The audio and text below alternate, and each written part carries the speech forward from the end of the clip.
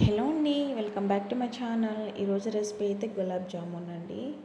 ఈ సింపుల్ వేలో చేసుకోండి, చాలా సూపర్ టేస్ట్ ఉంటుంది. నేనైతే ఎన్టీఆర్ గులాబ్ జామున్ మిక్స్తో చేస్తున్నాను. మీకు కావాల్సింటే ఏ బ్రాండ్తో అయినా. 2 కప్పుల గులాబ్ జామ్ పిండి వేసుకుంటున్నానండి. 2 కప్పులకి ఒక హాఫ్ కప్ మిల్క్ అయితే సరిపోతుంది.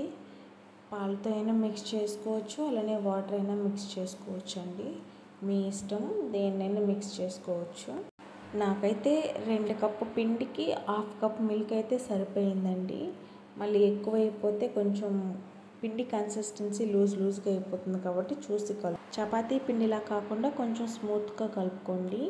షుగర్ సిరప్ కోసం ముందుగా ఒక కడాయి అయినా ఏదో ఒకటి పెట్టుకోండి. 2 కప్స్ షుగర్ వేసుకుంటున్నాను. అలానే 2 కప్ వాటర్ కూడా పోసుకుంటున్నానండి. మీకు స్వీట్ ఎక్కువగా కావాలంటే ఒక 3 కప్ షుగర్ వేసుకొని ఒక 3 కప్ వాటర్ అయినా పోసుకోండి. నాకైతే కొంచెం మెల్లగా ఉంటే చాలు. అలానే ఇలాచీ కూడా వేసుకుంటున్నానండి దంచి. కొంచెం 1 పించ్ ఫుడ్ కలర్ అయితే వేసుకుంటున్నాను. మీకు నచ్చితే వేసుకోండి, లేదంటే స్కిప్ చేసేయండి. కొంచెం పాకంగా వస్తే చాలండి, మరీ తీగ పాకం రావాల్సిన అవసరం లేదు.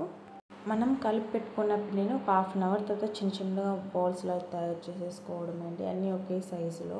క్రాక్స్ లేకుండా కలుపుకోండి, అదే పగుళ్ళు రాకుండా కలుపుకోండి, లేదంటే ఆయిల్లో వేసినప్పుడు పగుళ్ళు ఏర్పడిపోతుంది. పిండి అంతా అదే సైజులో చిన్న బాల్స్లా చేసి వేసేసుకోండి. ఒకవేళ మీకు పగుళ్ళు కానీ వస్తే కొంచెం పాలు అప్లై చేసుకొని మళ్ళీ బాల్స్లా ఒత్తేసుకోవడమే. నాకైతే 2 కప్పుల పిండికి 21 గులాబ్ జామున్ బాల్స్ వచ్చినాయండి. అన్ని సైజులో బాల్స్గా చుట్టేసుకోండి. ముందుగా డీప్ ఫ్రైకి ప్యాన్ పెట్టేసుకొని మీకు కావాల్సిన ఆయిల్ పోసేసుకోండి. ఆయిల్ ఎక్కువ ఉంటేనే బాగుంటుంది డీప్ ఫ్రై అవ్వడానికి.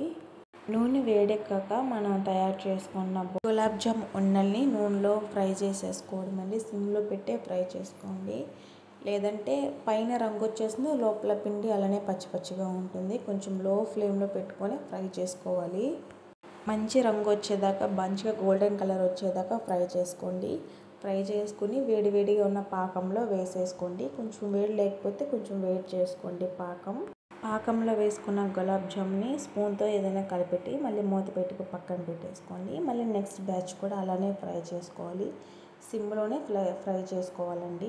మళ్ళీ బ్రౌన్ కలర్ వచ్చేదాకా ఫ్రై చేసుకోండి. ఫ్రై చేసేసుకున్నాక పాకంలో వేసుకోవడమే. పాకంలో వేసుకుని 1 and 2 hours తర్వాత తీసి చూడండి, మంచిగా పాకం అంతా పీల్చేసుకుంటుంది. నేనైతే ఒక హాఫ్ అన్ అవర్ తర్వాత చూపిస్తున్నాను. చాలా చక్కగా పాకం పీల్చుకుందండి. పాకం మరి తీగ పాకం వచ్చేలా చేయకూడదండి. జస్ట్ ఒక 2 minutes బాయిల్ అయితే చాలు. చూసారా, గులాబ్ జాములు ఎక్కడ పగుళ్ళు లేకుండా ఎంత చక్కగా వచ్చాయో, అలా లోపల కూడా చాలా బాగా కుక్ అయిందండి. టేస్ట్ కూడా సూపర్ ఉంది. మన ఛానల్ ఎవరైనా చూస్తున్న వాళ్ళు కొత్తగా సబ్స్క్రైబ్ చేసుకోండి, అలానే లైక్ అండ్ షేర్ సబ్స్క్రైబ్ చేయండి. Thanks for watching.